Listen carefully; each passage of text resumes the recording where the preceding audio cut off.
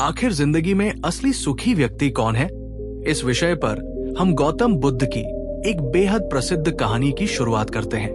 हम हमेशा उन चीजों के पीछे भागते रहते हैं जो हमारे पास नहीं है। हम भविष्य में उन्हें पाने के लिए लगातार प्रयास करते रहते हैं, लेकिन हम ये भूल जाते हैं कि जिस चीज को पाने का हम प्रयास कर रहे हैं उसके कारण हमारा वर्तमान दुखी हो रहा है और हमारे वर्तमान की सारी खुशियां हमसे छिन रही है। इस कहानी में आप ये समझ पाएंगे कि किस प्रकार आपका वर्तमान ही सर्वश्रेष्ठ समय है।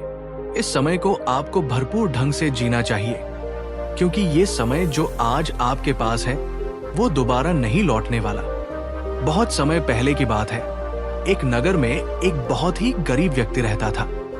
वो जब भी किसी धनी व्यक्ति को देखता तो मन ही मन बोलने लगता और कहता, हे भगवान, तूने मुझे इतना गरीब क्यों बनाया? इन अमीर व्यक्तियों को देखो, ये लोग कैसे ढंग से खेल रहे हैं, जीवन का आनंद ले रहे हैं, और एक मैं हूं जो हर रोज एक एक पैसे के लिए तरस जाता हूं। मेरे पास तो फूटी कौड़ी तक नहीं है और ये लोग पैसे बर्बाद कर रहे हैं। हे भगवान, मुझे भी अमीर बना दे। एक दिन वो व्यक्ति इसी तरह बोल रहा था। तभी उसके पास से एक बौद्ध भिक्षु गुजर रहे थे। उन भिक्षु ने उस गरीब व्यक्ति की सारी बातें सुन ली और तभी वो बौद्ध भिक्षु उस व्यक्ति से कहते हैं, क्या बात है, तुम इतने परेशान क्यों हो? तुम इतने दुखी क्यों लग रहे हो? क्या कोई तकलीफ है तुम्हें? तभी वो व्यक्ति कहता है, हे गुरुदेव, मैं बहुत दुखी हूं, मैं बहुत गरीब हूं। मेरे पास तो खाने तक के लिए पैसे नहीं बचते।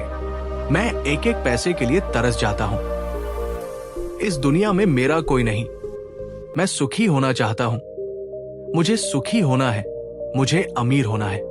हे गुरुवर, क्या आप मुझे कोई ऐसा उपाय बता सकते हैं जिससे मैं जल्द से जल्द अमीर हो जाऊं और मेरे पास किसी चीज की कोई कमी न रहे?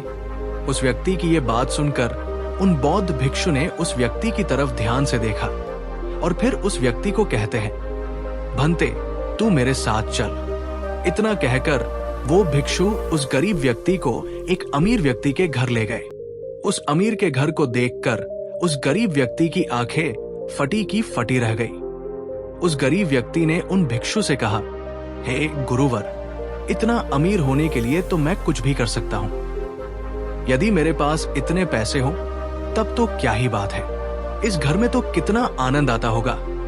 तभी वो भिक्षु मुस्कुराने लगे और उस गरीब व्यक्ति से कहते हैं, इसीलिए तो मैं तुम्हें यहां पर लाया हूं। इतना कहते हुए भिक्षु उस व्यक्ति को उस घर के मालिक के पास ले जाते हैं और उस अमीर व्यक्ति से कहते हैं, तुम्हारे पास तो इतनी धन दौलत है, इतना आलीशान घर और सारे ऐशो आराम है, क्या तुम सुखी हो? तभी वो व्यक्ति जरा सा मायूस होकर उन बौद्ध भिक्षु से कहता है, हे गुरुवर, कैसा सुख? केवल धन दौलत होने से सुख तो नहीं आ जाता। मैं तो जन्म से ही अंधा हूं और एक अंधे के जीवन में सुख कैसे हो सकता है? सुखी तो वे लोग हैं जिनके पास आंखें हैं, जो लोग इस संसार को देख पा रहे हैं, इसकी खूबसूरती को आंख भर के निहार पा रहे हैं। हे गुरुवर, मैं तो बस इतना ही चाहता हूं कि केवल मुझे कुछ पलों के लिए ही सही, लेकिन इस संसार को देखने का अवसर प्राप्त हो। मैं कम से कम एक बार अपने माता पिता, अपने रिश्तेदारों को देख सकूं, और इसके लिए चाहे मुझसे मेरी पूरी दौलत ही क्यों न ले ले, मैं देने के लिए तैयार हूं। मैं इतना दुखी हूं जितना दुखी और कोई नहीं हो सकता। हे ईश्वर, आपने मुझे अंधा क्यों बनाया? तभी उन बौद्ध भिक्षु ने उस गरीब व्यक्ति की ओर इशारा करते हुए कहा, तुम्हारे पास एक बहुत बड़ा महत्वपूर्ण अवसर है। यदि तुम चाहो तो केवल अपनी आंखें देकर तुम इस अंधे व्यक्ति की सारी धन दौलत ले सकते हो और उसके बाद तुम भी अमीर बन जाओगे, तुम भी सुखी हो जाओगे, तुम्हें तुम्हारा सुख मिल जाएगा और इस अंधे व्यक्ति को उसका सुख प्राप्त हो जाएगा। तभी वो गरीब व्यक्ति कहता है, नहीं नहीं गुरुजी, आप ये क्या कह रहे हैं? बिना आंखों के मैं अमीर होकर क्या करूंगा? ना गुरु, ना, मैं अपनी आंखें नहीं दूंगा। तभी वो बौद्ध भिक्षु उस गरीब व्यक्ति से कहते हैं, एक बार फिर से सोच लो, इतना अच्छा अवसर तुम्हें दोबारा नहीं मिल पाएगा। तभी वो गरीब व्यक्ति कहता है, यदि आपके पास कोई और मार्ग है तो बताइए, अन्यथा मैं अपने घर चलता हूं। तभी वो भिक्षु उस युवक से कहते हैं, ठीक है, ठीक है, यदि तुम अपनी आंखें नहीं देना चाहते तो कोई बात नहीं, हम कोई और रास्ता निकाल लेते हैं। तभी वो बौद्ध भिक्षु उस व्यक्ति का हाथ धरकर उसे एक और धनी व्यक्ति के घर ले जाते हैं। इस धनी व्यक्ति का घर पहले वाले धनी व्यक्ति से और भी ज्यादा विशाल था। ये देखकर वो गरीब व्यक्ति कहता है, अरे अरे, इतना आलीशान घर मैंने आज तक नहीं देखा था। तभी वो बौद्ध भिक्षु उस गरीब व्यक्ति को उस धनी व्यक्ति के पास ले जाते हैं और उस धनी व्यक्ति से कहते हैं, आप तो बहुत सुखी होंगे, आपके पास इतना आलीशान घर है, इतनी धन दौलत है, सारे ऐशो आराम है, आपको तो किसी चीज की कोई कमी नहीं, आप अवश्य ही बहुत सुखी होंगे। तभी वो धनी व्यक्ति मायूस होकर उन बौद्ध भिक्षु से कहता है, आप ये कैसी बातें कर रहे हैं? आप तो जानते हैं कि मेरे दोनों हाथ काम नहीं करते, मैं अपाहिज हूं। ये जो इतनी धन दौलत आप देख रहे हैं, इन्हें देखकर भी मैं अपने हाथ वापस नहीं ला सकता। तभी वो धनी व्यक्ति मायूस होकर उन बौद्ध भिक्षु से कहता है, तो ऐसे में ये धन दौलत मेरे किस काम की? इससे तो अच्छा होता कि ईश्वर ने भले ही मुझे गरीब बनाया होता, लेकिन कम से कम मेरे दोनों हाथ मुझे सही दे देता। न जाने भगवान ने मुझे क्यों अपाहिज बना दिया। जितना दुखी मैं हूं, उतना दुखी और कोई नहीं होगा। तभी एक बार फिर उन बौद्ध भिक्षु ने उस गरीब व्यक्ति की ओर इशारा करते हुए कहा, भंते, तुम्हारे पास एक और मौका है। यदि तुम चाहो तो अपने दोनों हाथ देकर इस अमीर व्यक्ति की सारी धन दौलत ले सकते हो। क्या कहते हो? क्या तुम तैयार हो? और अब की बार तो तुम्हें आंखें भी नहीं देनी होंगी, तुम्हारी आंखें तुम्हारे साथ ही रहेंगी। तभी वो गरीब व्यक्ति उन बौद्ध भिक्षु से कहता है, अरे महाराज, आप ये क्या कह रहे हैं? एक अपाहिज होकर मैं इस धन दौलत का क्या करूंगा? क्या आपके पास कोई ऐसा अमीर व्यक्ति नहीं है जिसका पूरा शरीर भी स्वस्थ हो और उसके पास बेशुमार धन दौलत भी हो? तभी वो बौद्ध भिक्षु उस व्यक्ति का हाथ धरकर उसे तीसरे अमीर व्यक्ति के पास ले जाते हैं। उस अमीर व्यक्ति के पास उसका अपना महल था। ये देखकर वो गरीब व्यक्ति उन बौद्ध भिक्षु से कहता है, हे गुरुवर, ये तो अवश्य ही बहुत सुखी होगा। इसके पास तो इतना आलीशान महल है, इसके पास तो इतनी सारी धन दौलत है, ये अवश्य ही बहुत खुश रहते होंगे, इनका जीवन तो आनंदमय होगा।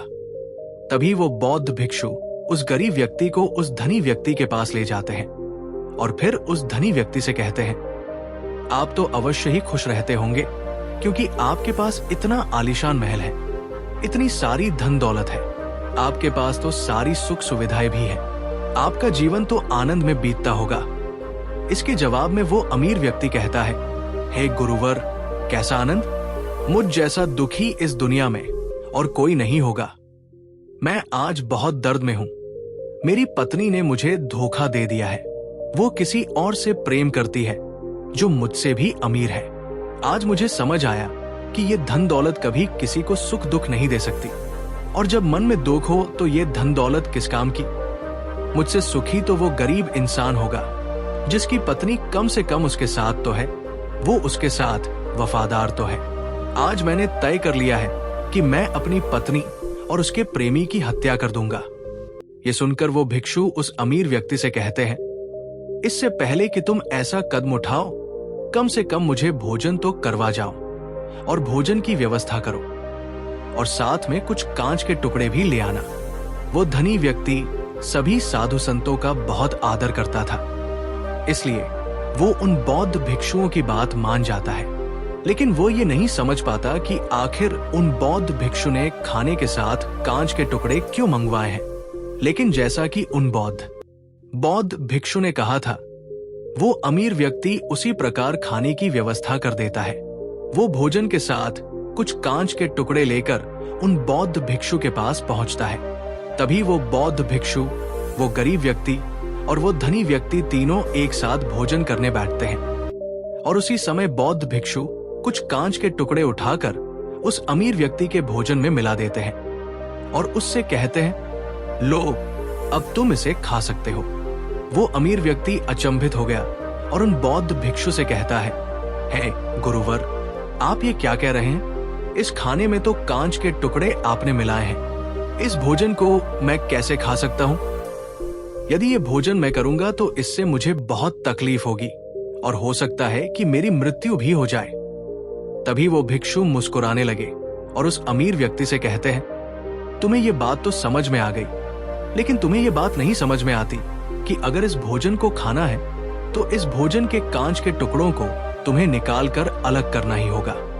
तभी ये भोजन तुम्हारे खाने योग्य बनेगा और तब ये भोजन तुम्हें कोई तकलीफ नहीं देने वाला, बल्कि तुम्हें सुख ही प्रदान करेगा। इस पर वो अमीर व्यक्ति अचरज में उन बौद्ध भिक्षु से कहता है, हे गुरुवर, आखिर आप क्या कहना चाहते हैं? तभी वो बौद्ध भिक्षु उस अमीर व्यक्ति से कहते हैं, ऐसे लोग जो कांच के टुकड़े के समान हैं, यदि तुम उनके साथ चिपके रहोगे तो तुम्हें दर्द तो अवश्य ही होगा। जिस प्रकार ये कांच का टुकड़ा मिला हुआ भोजन तुम्हें दर्द प्रदान करेगा। इसलिए इसका समाधान तो यही है कि तुम इन कांच के टुकड़ों को भोजन से अलग कर दो और जो है उस पर ध्यान दो, अर्थात कि तुम उन लोगों को भूल जाओ जो तुम्हारे जीवन में नहीं है और उन लोगों पर ध्यान दो जो इस समय तुम्हारे साथ है। जैसे कि तुम्हारी पुत्री, वो भी तो तुम्हारे प्यार की भूखी है। क्या तुम्हारा ये कर्तव्य नहीं है कि तुम उसका ख्याल रखो, उसकी परवरिश करो? आगे भिक्षु उस अमीर व्यक्ति से कहते हैं, सुख तो तुम्हारे पास ही है, बस इन कांच के टुकड़ों को अर्थात अपनी पत्नी और उसके प्रेमी की हत्या करने का ये विचार अपने मन से निकाल दो, अन्यथा ये कांच के टुकड़ों से मिला हुआ भोजन के समान ही होगा और इसका परिणाम भी बहुत भयानक होगा। वो भिक्षु इतना कहकर शांत हो गए और उस अमीर व्यक्ति को भी उन भिक्षु की बात समझ में आ गई। उन्होंने तुरंत ही उन बौद्ध भिक्षु के चरण छुए और वो अमीर व्यक्ति कहने लगा, हे गुरुवर, आपने मुझे पाप करने से बचा लिया है। मैं आपका बहुत बहुत आभारी हूं। उसके बाद वो भिक्षु उस गरीब व्यक्ति को लेकर आगे की ओर निकल जाते हैं। तभी रास्ते में वो गरीब व्यक्ति उन भिक्षु से कहता है, हे गुरुवर, क्या इस दुनिया में ऐसा कोई नहीं है जो सुखी हो? तभी वो भिक्षु उस गरीब व्यक्ति से कहते हैं, भंते, आखिर तुम सुखी क्यों नहीं हो? इस पर वो गरीब व्यक्ति कुछ देर के लिए सोच विचार करता है, लेकिन उसके पास कोई जवाब नहीं होता। तभी वो भिक्षु उस गरीब व्यक्ति से कहते हैं, क्योंकि तुम्हें वो चाहिए जो तुम्हारे पास नहीं है। तुम्हारे पास धन नहीं है और तुम्हें धन चाहिए। तुम अमीर होना चाहते हो, तुम्हें लगता है कि वो तुम्हें सुख देगा, लेकिन तुम इस वास्तविकता को भी भूल रहे हो कि बाद में तुम्हें दुख भी वही देगा। जैसे कि जब हम पहले एक अमीर व्यक्ति के पास पहुंचे थे तो उसके पास आंखें नहीं थी। उसके पास जो नहीं था वो उसके लिए बिलख रहा था, जबकि उसके पास तो बेशुमार धन दौलत थी और उसका पूरा शरीर भी पूरी तरह से स्वस्थ था, लेकिन उसका ध्यान उस पर नहीं था। वो उसे छोड़कर उन चीजों के पीछे भाग रहा था जो उसके पास नहीं थी। इसी तरह से दूसरे अमीर व्यक्ति के पास आंखें थी, धन दौलत भी थी, लेकिन हाथ नहीं थे। इसी प्रकार जो चीज उसके पास थी वो उसका आनंद नहीं ले रहा था, बल्कि वो तो इस दुख में था कि उसके पास उसके हाथ नहीं है। और ठीक इसी प्रकार से तीसरा अमीर व्यक्ति भी दुखी था, क्योंकि उसके पास तो धन दौलत भी थी, ऐशो आराम भी था और उसके पास तो उसका पूरा शरीर भी था। वो पूरी तरह से स्वस्थ और तंदुरुस्त भी था, लेकिन फिर भी वो दर्द में था, क्योंकि उसे उसकी पत्नी ने धोखा दे दिया था, जो उसकी कभी हो ही नहीं सकती थी। जो स्त्री केवल धन के लिए किसी और के साथ भाग जाए, क्या वो उसका साथ कभी दे सकती थी? नहीं। लेकिन उस अमीर व्यक्ति के पास जो था, अर्थात उसकी पुत्री, वो उसके बारे में सोच ही नहीं रहा था। आगे वो भिक्षु उस गरीब व्यक्ति से कहते हैं, अमीर गरीब होने से दुख और सुख का कोई मतलब नहीं होता। अमीर हो या गरीब, हमारे दुखी होने का एकमात्र कारण यही होता है कि हम हमेशा उन चीजों के पीछे भागते रहते हैं जो हमारे पास है ही नहीं, और जो वर्तमान में हमारे पास है हम उस पर ध्यान ही नहीं देते और न ही उसका आनंद ले पाते हैं। हम तो केवल भविष्य में घूमते रहते हैं, भूतकाल में अटके रह जाते हैं, और ये सारी गलतियां हम वर्तमान की जमीन पर करते हैं। और यही कारण है कि तुम कभी आनंदित हो ही नहीं पाते, तुम कभी खुश नहीं रह पाते, क्योंकि जो आनंद का समय है अर्थात वर्तमान का समय, वो तो यूं ही नष्ट हो जाता है। तभी आगे वो भिक्षु उस गरीब व्यक्ति की ओर इशारा करते हुए कहते हैं, भंते, तुम मुझे ये बताओ, क्या तुम्हारे पास उन तीनों अमीर व्यक्तियों के दुखों में से कोई एक भी दुख है? में से कोई भी दुख नहीं है। इस पर भिक्षु उस गरीब व्यक्ति से कहते हैं, तो फिर तुम दुखी क्यों हो? इसका जवाब देते हुए वो गरीब व्यक्ति उन भिक्षु से कहता है, हे गुरु, भले ही मैं उनके मुकाबले सुखी हूं, पर क्या धन कमाना या धन प्राप्त करने की इच्छा नहीं होनी चाहिए? क्या मुझे अपने वर्तमान को इसी तरह से स्वीकार कर लेना चाहिए? क्या मुझे हमेशा इसी तरह से गरीब रहना चाहिए? तभी भिक्षु दिल से मुस्कुराते हुए उस गरीब व्यक्ति से कहते हैं, वर्तमान में वर्तमान क्षण का आनंद लो, वर्तमान में ही ऐसे कर्म करो जिससे तुम्हारा भविष्य सुधर सके, लेकिन ऐसी चीजों के पीछे व्यर्थ समय न गवाओ जो तुम्हारे पास आज नहीं है। जो तुम्हारे पास आज है उसका आनंद लो, और जो तुम पाना चाहते हो उसके लिए केवल कर्म करो, और उस कर्म का फल तुम्हें भविष्य में मिलेगा। यानी इसकी चिंता में भी मत रहना, क्योंकि यदि तुम इसकी चिंता में रहोगे तो कभी सुखी नहीं रह पाओगे, भले ही हालात कितने भी बुरे क्यों न हो। केवल अपने आज पर ध्यान दो और अपने कर्म मन लगाकर करो।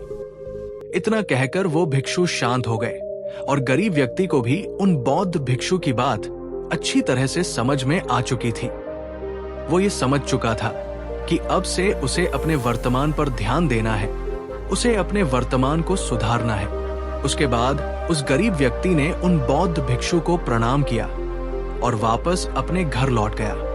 अब से वो गरीब व्यक्ति ये सोचकर हमेशा खुश रहने लगा कि कम से कम वो उन 3 अमीर व्यक्तियों से अधिक खुश है। उसके पास अधिक खुशियों की वजह है। हाँ, ये बात और है कि उसके पास धन नहीं है, लेकिन उसके पास ऐसी चीजें हैं जो धन से कहीं ज्यादा कीमती है, और वो है उसका पूरा शरीर जो पूरी तरह से स्वस्थ है। दोस्तों, मैं उम्मीद करता हूं कि ये कहानी सुनने से आपके जीवन में अच्छे बदलाव आए होंगे। आपको इस वीडियो से क्या सीखने मिला, ये कमेंट करके जरूर बताइए, और अपने परिवार, दोस्तों या आपके करीबी इंसान के साथ ये कहानी शेयर करके उन्हें भी इस ज्ञान से परिचित करवाएं। बाकी अगर आपको ये वीडियो दिल से अच्छी लगी हो तभी इस वीडियो को लाइक कर देना, और आपने अब तक इस चैनल को सब्सक्राइब न किया हो तो चैनल को सब्सक्राइब ही जरूर कर देना। आपका हर दिन शुभ हो और खुशियों से आपका जीवन भरा रहे। धन्यवाद। नमो बुद्धाय। चलिए बढ़ते हैं दूसरी कहानी की तरफ। इस कहानी में एक अजीब सा रहस्य बताया गया है, जिससे आप अपने अवचेतन मन की शक्ति को इस्तेमाल करके जिंदगी की कठिन से कठिन सफलता आसानी से प्राप्त कर सकते हैं। अपने अवचेतन मन की शक्ति को कैसे इस्तेमाल करना है, इसकी विधि क्या है, इस विषय पर हम आज एक अद्भुत कहानी आपको सुनाएंगे। दोस्तों, हमारा जो चेतन मन होता है उससे करीब 9 गुना अधिक ताकतवर हमारा अचेतन मन होता है। अगर 1 गुना ताकत हमारे चेतन मन के पास है तो इसका अर्थ ये हुआ कि उससे 9 गुना अधिक ताकत हमारे अवचेतन मन के पास है, क्योंकि अवचेतन मन ही हमारे पूरे शरीर को नियंत्रित करता है।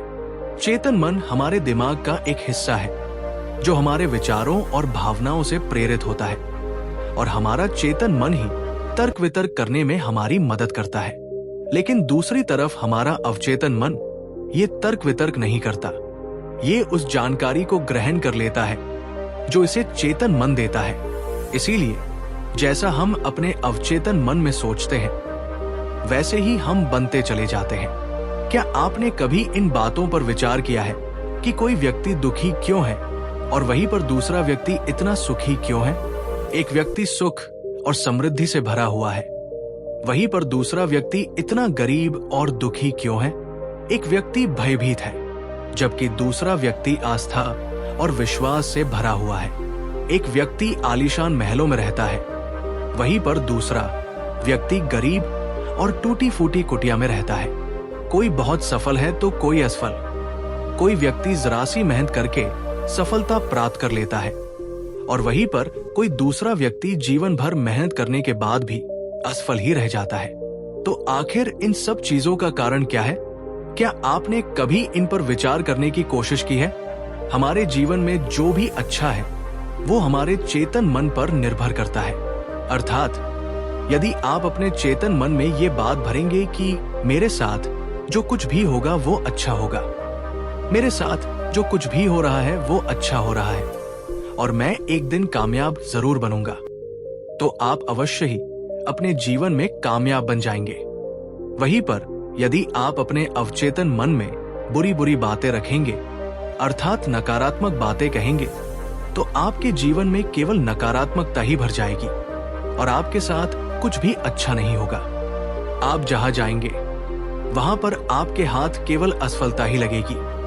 आप हमेशा निराश और परेशान ही रहेंगे, लेकिन उनका हल आपको कभी नहीं मिल पाएगा। इसलिए यदि आप भी अपने मन को अच्छी तरह से जानना चाहते हैं, उससे काम करवाना चाहते हैं, जो आप चाहते हैं, उसे अपने नियंत्रण में रखना चाहते हैं, तो इस कहानी को अंत तक जरूर देखिएगा, क्योंकि इस वीडियो में आपको ऐसी महत्वपूर्ण जानकारियां मिलेंगी जिसकी मदद से आप अपना जीवन अच्छे से जी सकते हैं। आप जो चाहें उसे हासिल कर सकते हैं। आप जिस भी लक्ष्य को प्राप्त करना चाहते हैं उसे आप प्राप्त कर सकते हैं। आज की इस कहानी में हम ये जानने वाले हैं कि आखिर चेतन मन और अवचेतन मन में मुख्य अंतर क्या है और वो किस तरह से काम करता है, और हम अपने अचेतन मन में अच्छी बातें किस प्रकार से भर सकते हैं जिससे हमारा जीवन परिवर्तित हो सके और हम सफलता की ओर आगे बढ़ सके। बहुत समय पहले की बात है, एक नगर में एक बहुत ही प्रसिद्ध गुरु रहा करते थे। उनकी ख्याति दूर दूर तक फैली हुई थी। उनके आश्रम में उनके कई शिष्य भी थे। एक दिन संध्या के वक्त वह गुरुवर अपने सभी शिष्यों को बुलाकर उन्हें उपदेश दे रहे थे। वे कह रहे थे, शिष्यों, हमारा मस्तिष्क दो भागों में विभाजित है, चेतन मन और अवचेतन मन। चेतन मन हमारे मस्तिष्क का पहरेदार है, वहीं पर अवचेतन मन हमारा मालिक है। उन गुरु की आवाज सुनकर एक शिष्य ने कहा, हे गुरुदेव, आप क्या कहना चाहते हैं? आप कहीं ये तो नहीं कह रहे कि हमारे भीतर कोई और है जो हमें चला रहा है, जो हमारी सारी क्रियाओं पर नजर रखे हुए हैं? इस पर गुरुवर उस शिष्य को मुस्कुराते हुए कहते हैं, भंते, मैं तुम्हें एक छोटी सी कहानी सुनाता हूं। इस कहानी में तुम्हें तुम्हारे सवालों का जवाब मिल जाएगा। इस कहानी को ध्यानपूर्वक सुनना और इसे समझने का प्रयास करना। आगे गुरुवर कहानी बताते हुए कहते हैं, बहुत समय पहले की बात है। एक नगर में एक बहुत ही धनी सेठ रहा करता था और उसकी एक आलीशान हवेली भी थी।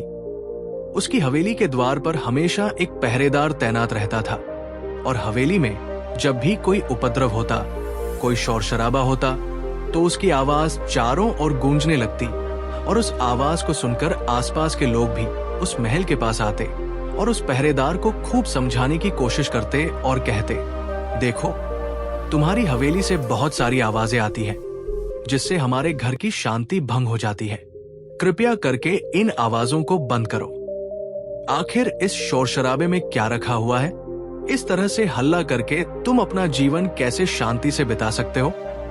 इस पर वो पहरेदार जवाब देते हुए कहता है, देखो भाई, मैं जानता हूं कि शोर करना बुरी बात है, लेकिन मैं क्या करूं?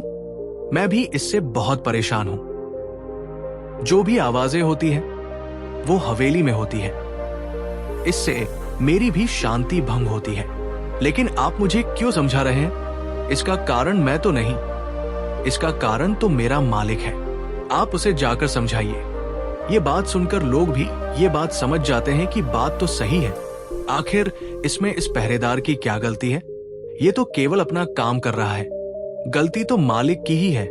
वो उपद्रव करता है, वो शोर शराबा करता है, और जब भी उसे ये सब करने का मन होता है तो वो हवेली के बाहर आता है और उपद्रव करके वो वापस हवेली में जाकर बैठ जाता है। और जिन लोगों को भी उस हवेली के मालिक से तकलीफ होती है, जिनकी भी शांति भंग होती है, वे सभी आकर उस पहरेदार को ही समझाने का प्रयास करते हैं। वो उसे खूब सुनाते हैं। लेकिन क्या इससे ये समस्या सुलझेगी? इस प्रश्न के साथ गुरुवर अपने शिष्य से कहते हैं, तुम ही बताओ इसका क्या समाधान है। इस पर वो शिष्य गुरु के इस प्रश्न का जवाब देते हुए कहता है, हे गुरुवर, जिन्हें भी उन हवेली के मालिक से तकलीफ है, जो शोर शराबा करता है और लोगों की शांति भंग कर देता है, उन सभी को उनसे बात करनी चाहिए, तभी तो इसका समाधान निकलेगा। भला पहरेदार की इसमें क्या गलती है? वो तो केवल अपना काम कर रहा है और वो उससे ज्यादा कर भी क्या सकता है? उसके हाथों में तो और कुछ भी नहीं है। इस पर वो गुरुवर मुस्कुराते हुए अपने उस शिष्य से कहते हैं, भंते, ठीक इसी तरह से हमारा मन भी होता है। हमारा चेतन मन मनुष्य का पहरेदार होता है और पहरेदार को ये अच्छी तरह से पता है कि क्रोध करना बुरी बात है, बुरे शब्दों का इस्तेमाल करना बुरी बात है, अश्लील ख्यालों में खोए रहना बुरी बात है। अर्थात हमारे चेतन मन को ये बात बहुत अच्छी तरह से पता है कि गुस्सा करना, आलस करना, काम वासना जैसे विचार गलत है। ये सभी विकार हमारे भीतर नकारात्मक विचार उत्पन्न करते हैं, जिससे हमारा विनाश होता है। लेकिन वो कर भी क्या सकता है? वो चीज उसके हाथों में है ही नहीं, क्योंकि वो चीज वो कर ही नहीं रहा। ये तो वो अंदर बैठा मालिक कर रहा है, अर्थात हमारा अवचेतन मन, जो हमसे कोई भी कार्य बहुत ही आसानी से करवा लेता है। और ये सभी बातें हम में से हर कोई अच्छी तरह से जानते हैं और हमें ऐसा लगता भी है कि हम अच्छी तरह से समझ चुके हैं, जैसे कि वो पहरेदार समझता है। लेकिन वास्तविकता में तो इससे हमारे जीवन पर कोई भी बुनियादी फर्क नहीं होता। आगे वो गुरु उस शिष्य से कहते हैं, भंते, तुमने भी अपने आप को कई बार ये समझाने की कोशिश की होगी कि मुझे सुबह सही समय पर उठना है, आश्रम की साफ सफाई करनी है, भिक्षा मांगने जाना है और रात को आने के बाद मुझे ध्यान भी करना है। लेकिन क्या इससे कोई फर्क हुआ? इसका जवाब देते हुए शिष्य कहता है, नहीं, बिल्कुल नहीं हुआ। मैंने कई बार अपने आप को समझाया है कि मुझे इस समय पर यह काम करना है, मुझे अपना समय व्यर्थ नहीं करना, मुझे अपने समय का इस्तेमाल करना है और मुझे आगे बढ़ना है। लेकिन मैं चाहकर भी उन सभी कार्यों को समय पर नहीं कर पाता।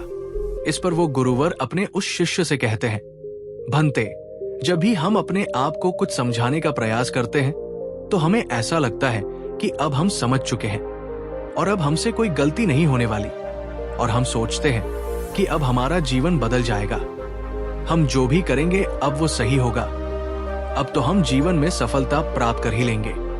लेकिन दूसरे ही पल हम ये पाते हैं कि हमारे जीवन में कोई बुनियादी बदलाव आया ही नहीं है, और ऐसा केवल हमारी नासमझी के कारण होता है।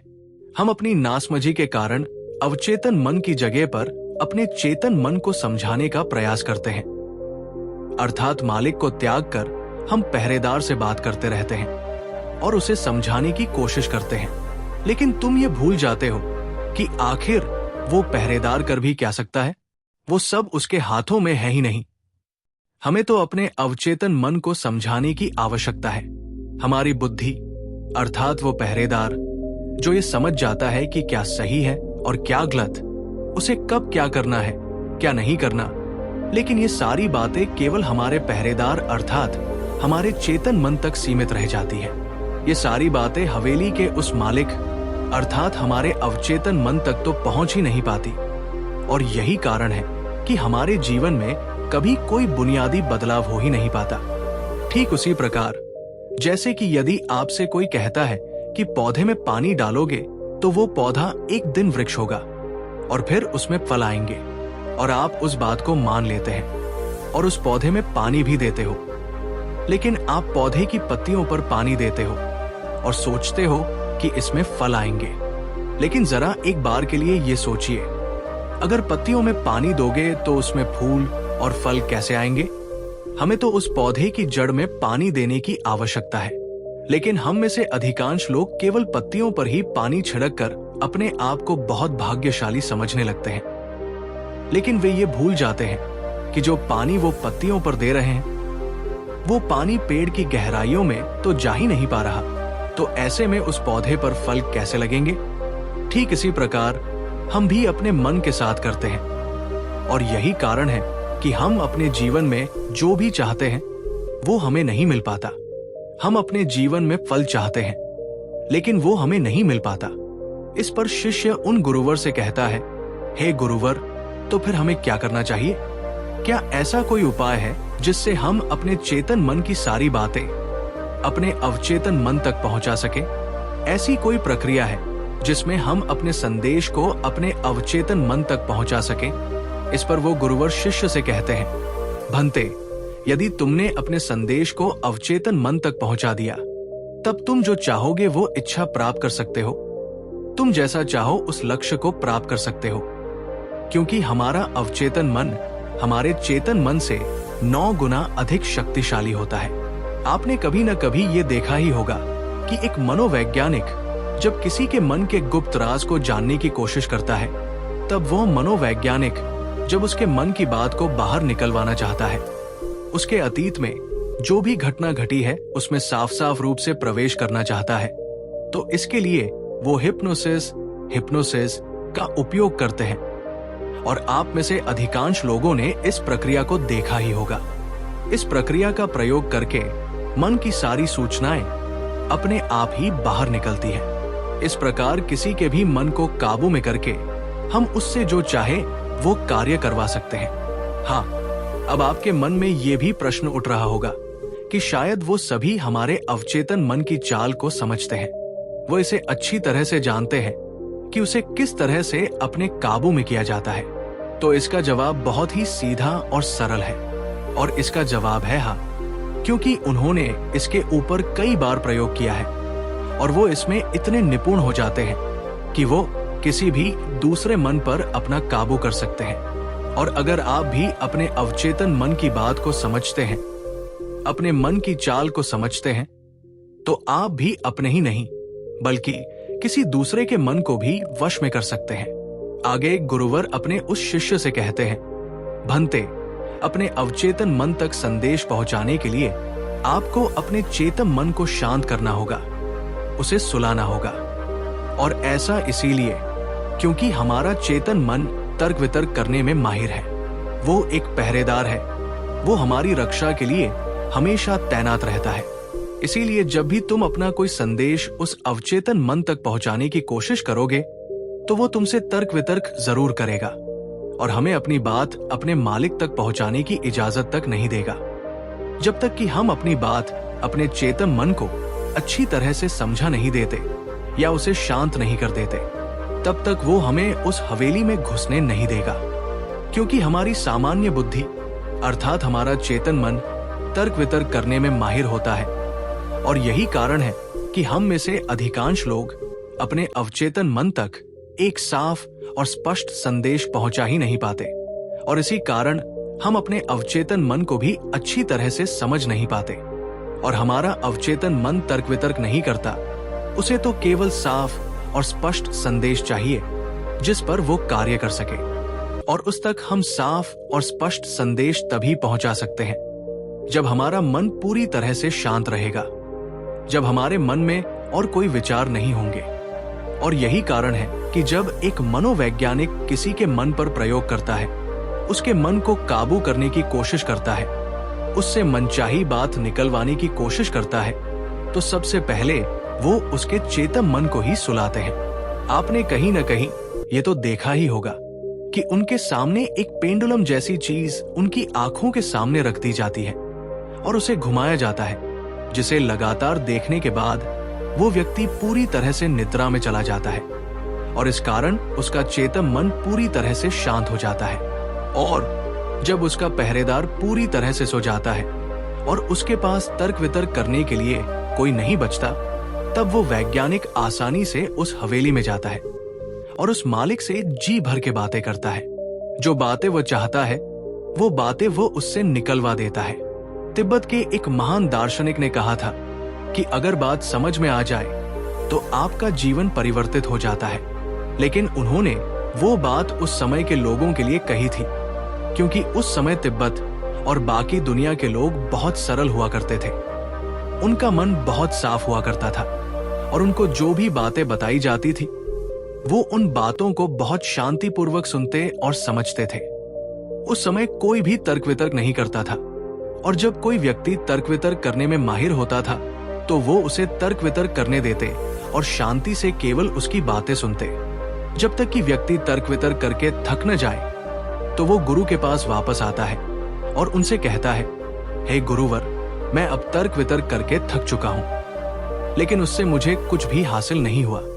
कृपया करके अपना कोई मार्ग बताइए। आप मुझे अपने तरीके से समझाएं। अब मैं उसमें कोई भी अवरोध उत्पन्न नहीं करूंगा। अगर आपको ये वीडियो दिल से अच्छी लगी हो तभी इस वीडियो को लाइक कर देना, और आपने अब तक इस चैनल को सब्सक्राइब न किया हो तो अपने बुद्ध विचार चैनल को सब्सक्राइब भी जरूर कर देना। आपका हर दिन शुभ हो और खुशियों से आपका जीवन भरा रहे। धन्यवाद। नमो बुद्धाय।